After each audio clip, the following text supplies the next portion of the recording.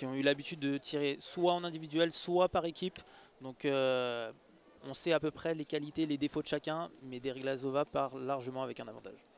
Voilà, et on va le dire là aussi, c'est un bonheur, un honneur de voir une tireuse comme Ina Deriglasova sur le sol français. Et ici avec nous donc sur les antennes du réseau Via, on va rappeler, tu disais tout à l'heure, elle est championne olympique en titre, c'est-à-dire qu'elle s'est imposée à Rio en 2016 et puis elle a un palmarès tout simplement incroyable avec notamment 3 titres de champion du monde. On est parti. Anthony, 3 fois 3 minutes, c'est ça? 3 fois 3 minutes ou 15 touches.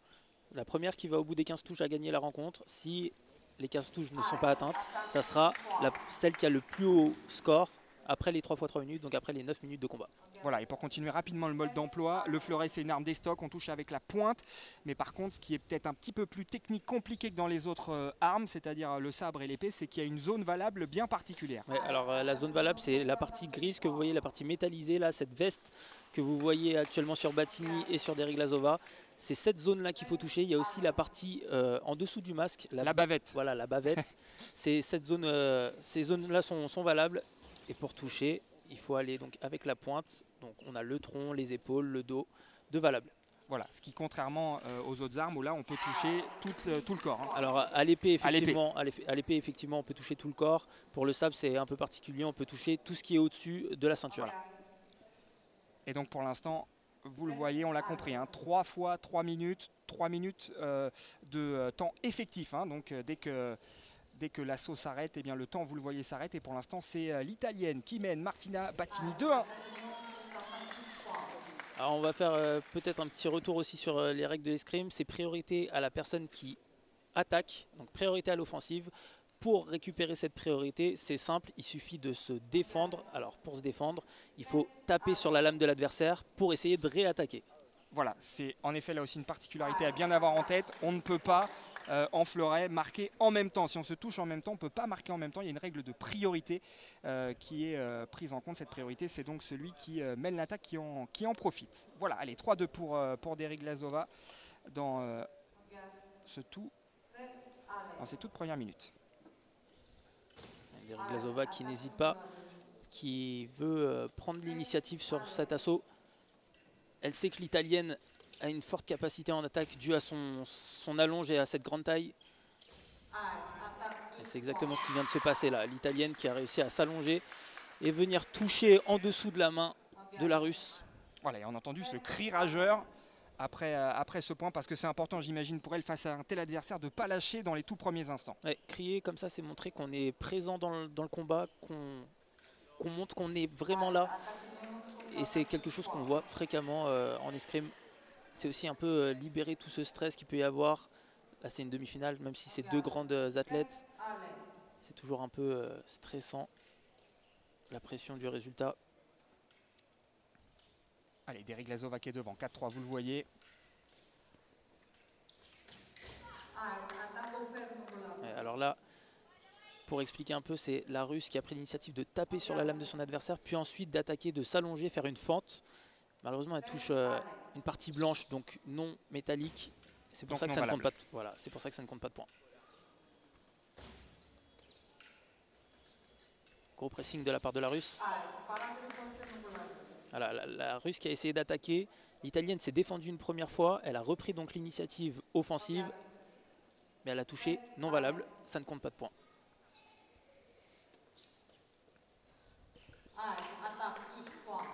Là, c'est le plus basique qui peut se passer dans notre sport. Une attaque en coup droit. Donc Deriglasova qui a pensé que Battini allait accélérer au niveau des jambes. Elle a tenté un pari, un jackpot en fait, en se bloquant. Mais l'Italienne a tout simplement fini son action. Allez, 4 partout entre Deriglasova et Battini. On va préciser aussi que la Russe Deriglasova, elle est à l'aise ici à Saint-Maur. Bon, elle est à l'aise dans beaucoup d'endroits, mais on rappelle qu'elle s'est imposée l'année dernière ici même.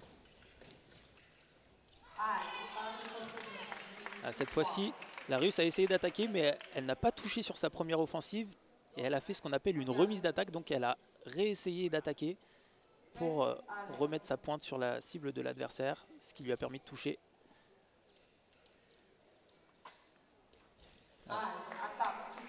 Typiquement, là, on sent la difficulté de Deriglasova. C'est pour ça qu'elle prend souvent l'initiative de l'attaque. Parce que dès que l'italienne commence à avancer, elle ne sait pas jauger la distance et à quel moment l'italienne va se lancer.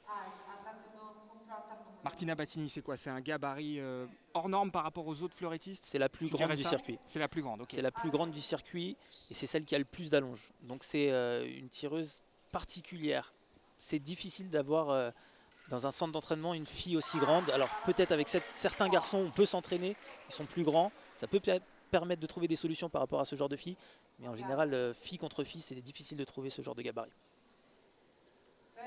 Allez, pour l'instant, elle tient la dragée haute à la numéro 1 mondiale, Battini, même si là, c'est Deriglazova qui fait un petit break dans cette première manche. 7-5 pour la Russe.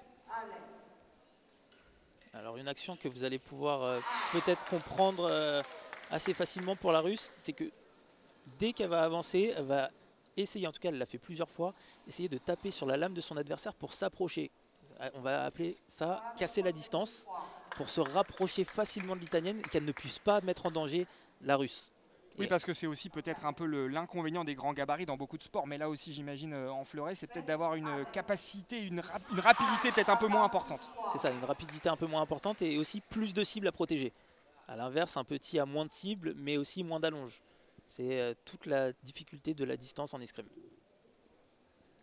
Allez, moins d'une minute encore de temps effectif dans cette première manche. Et malgré cette différence de gabarit, pour l'instant, c'est bien Deriglazova qui mène 8-6. La Russe qui n'est pas d'accord. Alors un petit rappel aussi sur ce point de règlement, chacune des deux tireuses a deux vidéos. Donc quand elles ne sont pas d'accord avec l'arbitre, peuvent faire demande pour que l'arbitre aille vérifier l'action et peut-être changer la phrase d'arme. Si l'arbitre ne modifie pas sa décision, la vidéo est perdue. Si l'arbitre modifie sa décision, la vidéo est gardée. Voilà, c'est un peu comme au tennis pour ceux qui regardent. Voilà, quand on demande accès à la vidéo et qu'on a raison, on garde cet atout. Toujours autant de problèmes pour la Russe à défendre sur Battini. Cette longue allonge. Alors ça peut paraître anodin parce qu'on a l'impression que l'italienne n'a pas forcé pour faire cette attaque. Mais avant, il y a un travail de jambes qui permet justement de progresser sur son adversaire pour pouvoir ensuite déclencher cette attaque. C'est vrai qu'elle paraît tranquille, hein, Martina Battini.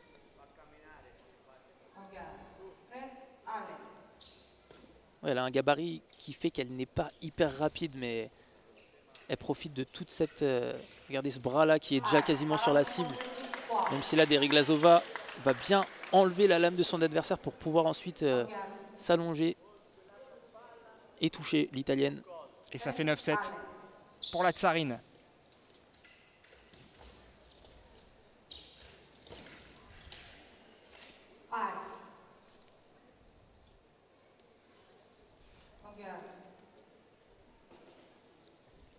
Voilà, ces deux femmes qui sont dans le dernier carré de la compétition ici à Saint-Maur. Au début, il y avait 205 tireuses qui étaient inscrites. Ça permet de mettre en perspective un peu la performance, même si évidemment on retrouve un peu souvent les mêmes noms au top niveau. Mais voilà, rappelez qu'on sort aussi de 2 jours de compétition parce que ça a commencé hier vendredi et qu'on est en train de vivre la fin de la compétition en individuel.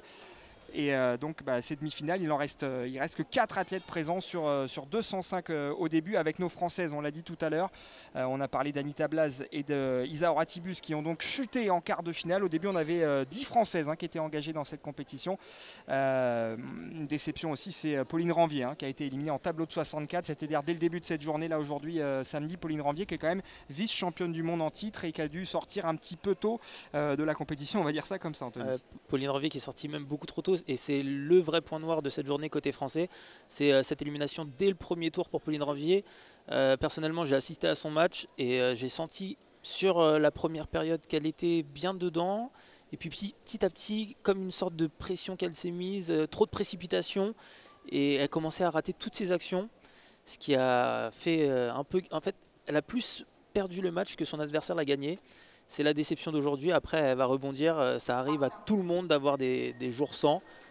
Elle a été vice-championne du monde il y a quelques mois. Aujourd'hui, ça ne fonctionne pas, mais ça fonctionnera sûrement dans l'avenir. Voilà, Pauline Ranvier, vice-championne du monde, hein, elle s'était inclinée justement face à la Russe qu'on est en train de suivre, Ina Deriglazova.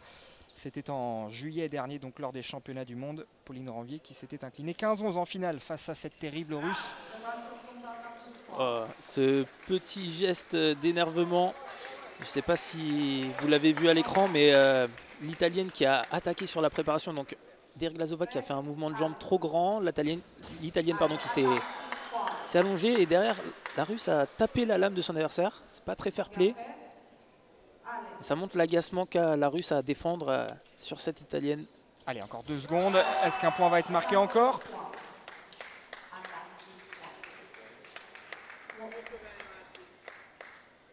Ouais, la Russe qui n'a pas allumé sur cette action alors qu'on a bien vu la lame se courber. Par contre, bon, là on a aussi un peu le passe-droit de la championne olympique et la championne tout court qui est Deriglazova. On n'a pas le droit de prendre autant de temps pour se remettre en garde normalement. Allez, on arrive au terme là, de cette première manche, vous le voyez, moins d'1 seconde. Alors qu'est-ce qui se passe là? Les entraîneurs... D'accord, mais il n'y a même plus de temps. Bon, l'arbitre n'a pas vu. Allez, c'est terminé, on en reste là donc au terme de cette première manche. Deriglazova logiquement en tête, mais Deriglazova est bien embêtée par cette Martina Battini pour l'instant. Alors que là, on est dans le clan russe. On a senti voilà, de l'agacement, un petit peu d'énervement de la part d'Ina Deriglazova face à cette montagne italienne. Pour l'instant, il n'y a qu'un point d'écart entre les deux femmes. Il va donc rester 2 manches. C'est quoi là? Qu'est-ce qu'il dit le coach russe à Ina Deriglazova? Calme-toi, garde ton escrime comme d'habitude. D'abord, là, les premiers mots, c'est sûrement sur le comportement de la Russe. Il n'y a pas à paniquer. Elle est devant au score. Il n'y a pas besoin de se mettre en pression toute seule. Là, elle est en train de s'énerver, de perdre un peu sa confiance, alors qu'elle a les clés offensivement. Ok, c'est peut-être un peu difficile sur le plan défensif, mais offensivement, elle trouve les solutions. Donc là, les premiers mots, c'est calme-toi, tout va bien. Juste remettre dans l'ordre. Ensuite, il y aura quelques solutions tactiques et techniques à apporter. Mais premièrement, oui, c'est d'abord sur le mental. L'Italien, lui, ça va plutôt être, allez, remets une petite couche, un peu plus d'énergie, peut-être essayer de faire bouger. Et continue de l'énerver. Voilà, et continue de l'énerver, continue de l'agacer avec ses attaques. Avec on peut le dire, hein, le rythme de cette demi-finale, pour le moment, il n'est pas impressionnant. Mais ça se joue sur des détails de précision, de déplacement. Ça s'appelle les fondamentaux. Des déplacements devant, derrière, trouver la bonne distance et déclencher au bon moment.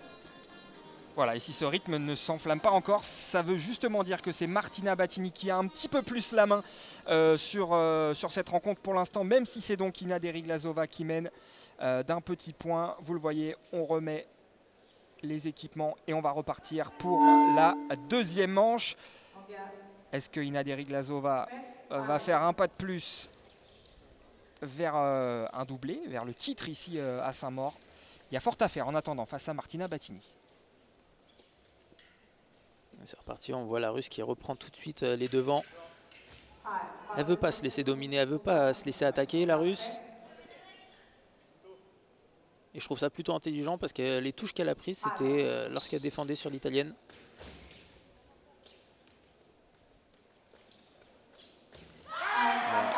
C'est toujours cette même attaque, toujours. Et la Russe qui est un peu désabusée. Honnêtement, je ne comprends pas trop son comportement. Il n'y a pas... Tu veux dire son comportement, sur son énervement, c'est ça? Sur son énervement, après les touches. Déjà, il n'y a même pas à discuter sur l'action. Elle le sait qu'elle se fait attaquer, elle le sait. Non. Alors, ok, bon bah voilà, je me suis trompé apparemment. L'arbitre qui a modifié sa décision. Cet appel à la vidéo. Alors ce moment est cocasse, mais pour moi, vraiment, c'était juste l'attaque de l'Italienne. Depuis le début, elle fait la même chose, l'Italienne. Cette fois-ci, c'est différent. Voilà. Et encore la colère hein, de Ina Deriglazova, on la devine sous son masque. Et cette fois, c'est différent. Elle a réussi à parer la lame de son adversaire pour réattaquer sur la cible. C'est la première fois du match qu'elle a réussi à le faire. Allez, c'est non valable, mais c'est toujours la Russe hein, qui est devant. Malgré tout ce parasitage un petit peu psychologique, elle est toujours dedans au niveau du score 12-9.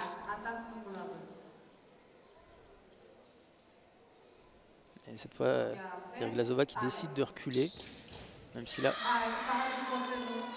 Alors là, par contre, l'Italienne pourrait prendre un carton aussi pour un coup de coquille dans le masque. Même si c'est involontaire, c'est jugé dangereux. Ça peut valoir un carton. L'arbitre qui est clémente. Ça devrait énerver encore un peu plus la Russe. Allez, on va dire qu'il y a une clémence des deux côtés pour l'instant. Pour autant, la Russe a totalement pris... Ouais, totalement pris le dessus. Ouais. Alors je pense honnêtement que ce changement de décision, et on vient de, vous ne le voyez pas à l'écran, mais le coach italien qui vient de lancer quelque chose au sol, tout simplement parce qu'il est remonté contre cette décision arbitrale. Voilà, le 11-9, hein, c'est ça, ouais, le moment du 11e point. Ouais, où il y a eu le changement pour la Russe. Honnêtement, je pense que c'est très gentil avec Deriglazova. Allez, mais c'est peut-être pas une cassure définitive dans cette deuxième demi-finale ici à Saint-Maur-des-Fossés pour ce challenge international. Première demi-finale. On suivra évidemment tout à l'heure l'autre demi-finale entre l'américaine Kiefer et l'italienne Volpi à suivre en direct. Donc avec nous. Super cette parade riposte. La Russe qui a essayé d'attaquer, l'Italienne qui s'est défendue en enlevant la lame. Elle a fait une parade, ensuite riposte en montant la main en haut pour éviter une autre défensive de la Russe et pouvoir toucher au ventre. Allez, elle est en train de remonter là, l'Italienne, et cette fois le coach italien qu'on a juste sous nos yeux, il ne jette plus rien à terre, il est en train de crier, d'encourager sa protégée Martina Battini qui n'est plus qu'à 2 points dans cette deuxième manche. C'est la première fois où on voit l'Italienne tenter de mettre un petit peu de rythme, un peu de folie dans cette demi-finale. Même là encore, elle a réussi à provoquer l'erreur de Deriglazova. Ça l'a précipité à faire une attaque.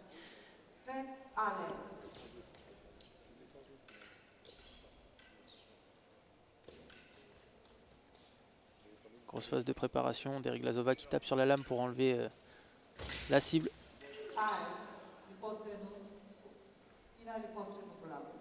Si elle tape sur la lame de son adversaire, il y a plusieurs volontés.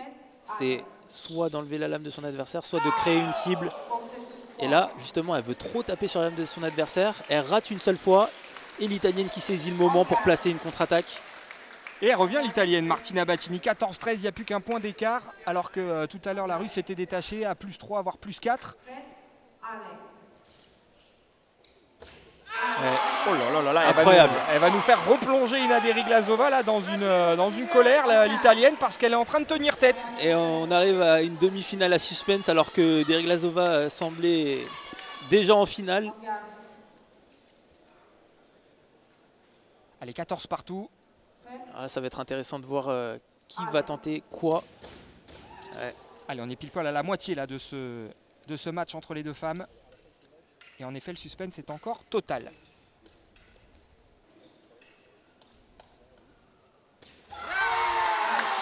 Oui, aïe, aïe, aïe. Alors, à savoir qu'à 14 partout, l'arbitre est obligé d'aller consulter la vidéo, même sans demande des deux tireurs.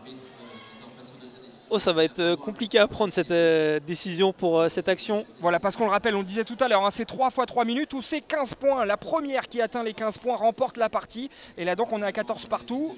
La touche décisive, elle doit être vérifiée par l'arbitrage vidéo. Donc c'est ce qui est en train d'être fait, c'est ce qui a été fait. Et je crois voir le point pour Battini, l'assistant vidéo qui a dû annoncer. Et oui. Surprise!